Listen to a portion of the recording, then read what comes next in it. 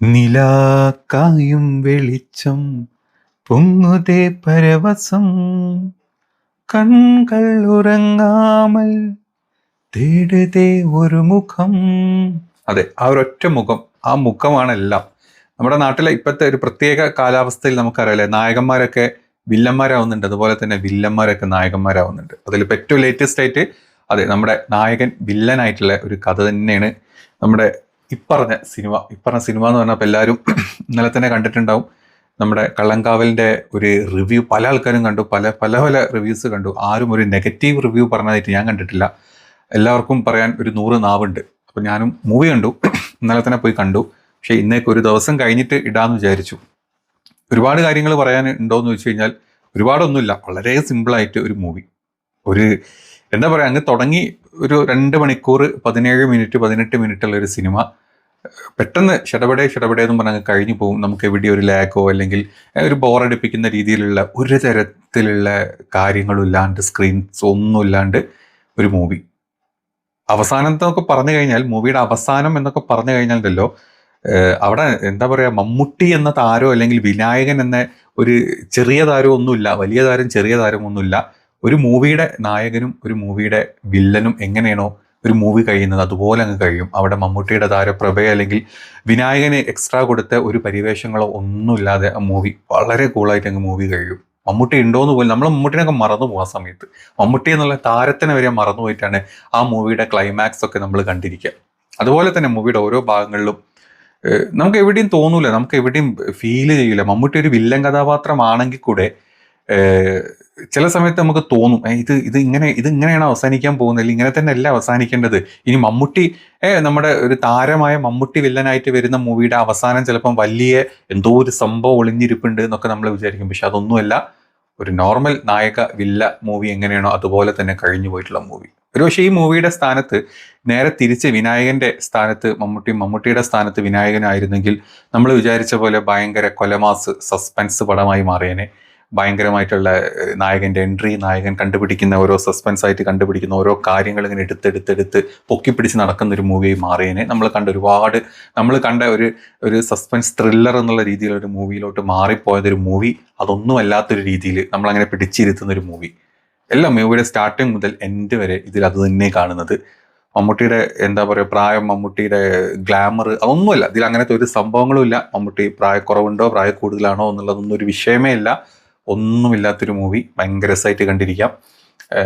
ഇനിയിപ്പം എന്താ പറയുക, മാസ് ഹിറ്റ്, കൊലമാസ് ഹിറ്റ് ഒന്നൊന്നും ഈ മൂവിക്ക് പറയാനില്ല. പിന്നെ മൂവിയിൽ എടുത്തു പറയേണ്ടത് മൂവിയുടെ ഡയറക്ടർ, പുള്ളിനെ സമ്മതിച്ചിരിക്കുന്നു. ഇങ്ങനെ ഒരു മൂവിയിലേക്ക്, അല്ലെങ്കിൽ മമ്മൂട്ടി സജസ്റ്റ് ചെയ്തു എന്നല്ല, ഞാനൊക്കെ അങ്ങനെ കേട്ടെ, മമ്മൂട്ടി സജസ്റ്റ് ചെയ്തതാണ്, മമ്മൂട്ടി എന്നെ വില്ലൻ ആയിക്കോളാം എന്നുള്ള ആ ഒരു രംഗം. അത് വളരെ നല്ലൊരു തീരുമാനമായിരുന്നു. ഒരു വല്ലാത്ത തീരുമാനമായിപ്പോയി. എൻ്റെ പൊന്നു മമ്മൂട്ടി, നിങ്ങളെടുത്ത അല്ലെങ്കിൽ നിങ്ങൾ ഓരോ പ്രാവശ്യം എടുക്കുന്ന ഓരോ തീരുമാനങ്ങൾ ഒരു പുതിയ കാര്യങ്ങളാണ് നമ്മുടെ മുമ്പിലോട്ട്, മലയാള സിനിമയുടെ മുമ്പിലോട്ടൊക്കെ വെച്ച് തരുന്നത്.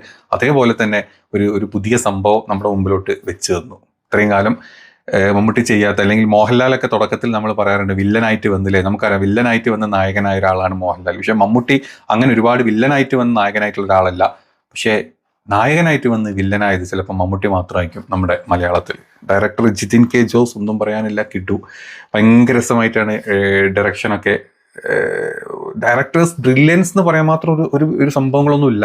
ഒരു സസ്പെൻസ് ത്രില്ലർ. പക്ഷേ ഈ വെച്ച് കൈമാറ്റം നമ്മൾ പറയില്ലേ, നായകൻ വില്ലനായിട്ടും വില്ലൻ നായകനായിട്ടും വെച്ച് കൈമാറ്റത്തിൽ അവിടെ വിനായകനും മമ്മൂട്ടിയും വന്നത് ഒരു രക്ഷയില്ല. മമ്മൂട്ടിയുടെ ട്രിവാൻഡ്രം സ്ലാങ് ഒക്കെ ഒരു ബോറും ഇല്ലാത്ത ഭയങ്കര കോമൺ ആയിട്ടുള്ള ഒരു സ്ലാങ്ങിൽ അങ്ങ് സംസാരിച്ച് പോകുന്ന ഒരു മമ്മൂട്ടിനെ നമ്മളിതിൽ കാണുന്നത്. സ്പോയിലറായിട്ട് പറയാൻ ഒന്നുമില്ല, നമുക്കറിയാം, പലരും കണ്ടിട്ടും കേട്ടിട്ടും ഉണ്ടാവും. നമ്മുടെ എന്താ പറയുക, അതെ, കുറേ പേരെ കൊന്ന് കളയുന്ന അല്ലെങ്കിൽ കൊന്നു തീർക്കുന്ന ഒരു നായകൻ, അല്ലെങ്കിൽ ഒരു വില്ലൻ, ആ വില്ലനെ പിടിക്കാൻ വരുന്ന ഒരു നായകൻ, അത്ര തന്നെയുള്ളൂ മൂവിയിലുള്ളത്. അത് എങ്ങനെ ഏത് രീതിയിൽ കൊല്ലുന്നു ഒക്കെ നമ്മൾ പലപ്പോഴും പലരും പറഞ്ഞു കേട്ടിട്ടുണ്ട്. ഈ സൈനൈഡ് മോഹന്റെ കഥകളാണ്. പക്ഷെ ആ ഒരു കഥ അല്ല, കംപ്ലീറ്റ്ലി ആ കഥ ഒന്നുമല്ല. അതിന്റെ ബേസ് ചെയ്തിട്ടുള്ള ഒരു കഥ മാത്രമാണ് ഈ മൂവി എന്നാണ് എനിക്ക് കണ്ടപ്പോൾ മനസ്സിലാക്കാൻ പറ്റിയത്. പിന്നെ ഇതിന്റെ ബാക്ക്ഗ്രൗണ്ട് മ്യൂസിക്കും ചെയ്ത ആളുടെ പേരെന്തായത്, മുജീബ് മജീദ്. നല്ല ഒരു രക്ഷയില്ല കേട്ടോ. നമുക്ക് എവിടെയും ഒരു കുത്തലോ അല്ലെങ്കിൽ ഭയങ്കര സൗണ്ട് ഇങ്ങനെ തിയേറ്ററിൽ തന്നിട്ടുള്ള ഒരു കോരിത്തെരിപ്പിക്കുന്നതൊന്നുമില്ല. ആ മൂവിക്ക് അനുസരിച്ചുള്ള ഒരു സംഭവം. ഇതിൻ്റെ ഇടയിൽ വരുന്ന ഒരു തമിഴ് പാട്ടുണ്ടല്ലോ, ഞാൻ സ്റ്റാർട്ടിങ്ങിൽ പാടിയ ആ പാട്ട് വരുന്ന ചില സ്ഥലങ്ങളിലൊക്കെ നമ്മൾ ഭയങ്കര രസമായിട്ട് നമ്മൾ ഇരുന്ന് കണ്ടുപോകും. അങ്ങനത്തെ ഒരു ടൈപ്പിലാണ് മൂവി എടുത്തിട്ടുള്ളത്. പിന്നെ ഭയങ്കര കളർ ഗ്രേഡിങ് ഇതൊന്നും പറയാനില്ല. വളരെ നോർമലായിട്ടുള്ളൊരു മൂവി, അത്രേ ഉള്ളൂ. വളരെ നോർമലായിട്ട്, പക്ഷേ നമ്മൾ ഒട്ടും ബോറടിപ്പിക്കാണ്ട് നമുക്ക് കണ്ടിരിക്കാൻ പറ്റുന്ന ഒരു മൂവി. ഒരുപാട് നായികമാരുണ്ട്. 10-15-20 നായികമാർ വന്നു പോകുന്നുണ്ട്. എല്ലാവർക്കും ചിലപ്പോൾ ഒരു 5 മിനിറ്റ് സ്ക്രീനേ ഉണ്ടാവുള്ളൂ. ഈ പറഞ്ഞ ആൾക്കാർക്ക് എല്ലാവരും വന്നു പോകുന്നത് 5 മിനിറ്റ് സ്ക്രീനിൽ തീർന്നു പോകുന്ന രീതിയിലോട്ട് കാര്യങ്ങൾ മുന്നോട്ട് പോകുന്നു. പിന്നെ ഒരുപാട് എന്താ പറയുക, നടന്മാർ കുറവാണ്. സത്യം പറഞ്ഞാൽ നടിമാർ അതിൽ കൂടുതൽ, നടന്മാർ ഇതിൽ കുറവാണ്. പക്ഷേ ചെയ്തവരെല്ലാവരും അവരുടെ ബെസ്റ്റ് കാസ്റ്റ് തന്നെ കേട്ടോ. അതിൻ്റെ കാസ്റ്റിംഗ് ഡയറക്ടർ ആരാണെങ്കിലും ബെസ്റ്റ് കാസ്റ്റാണ് ഈ മൂവിക്ക് എടുത്തിട്ടുള്ളത് എന്ന് വേണമെങ്കിൽ നമുക്ക് പറയാം. അങ്ങനെയാണ് ഈ മൂവിയുടെ സ്റ്റാർട്ടിങ് മുതൽ എൻഡിങ് വരെ. ബാക്ക്ഗ്രൗണ്ട് സ്കോറൊക്കെ ഞാൻ പറഞ്ഞല്ലോ, പുള്ളി നല്ല രസമായിട്ടാണ് ചെയ്തത്. ഒരു ഏറ്റക്കുത്തലുകളൊന്നും ഇല്ലാണ്ട് ആ മൂവിക്ക് എന്താണോ വേണ്ടത്, അതിൻ്റെ സസ്പെൻസിന് എന്താണോ വേണ്ടത്, അതിൻ്റെ ത്രില്ലിങ്ങിന് എന്താണോ വേണ്ടത്, അല്ലെ അതിൻ്റെ പല രംഗങ്ങൾക്കൊക്കെ എന്താണോ വേണ്ടത്, അതങ്ങനെ തന്നെ പോയി.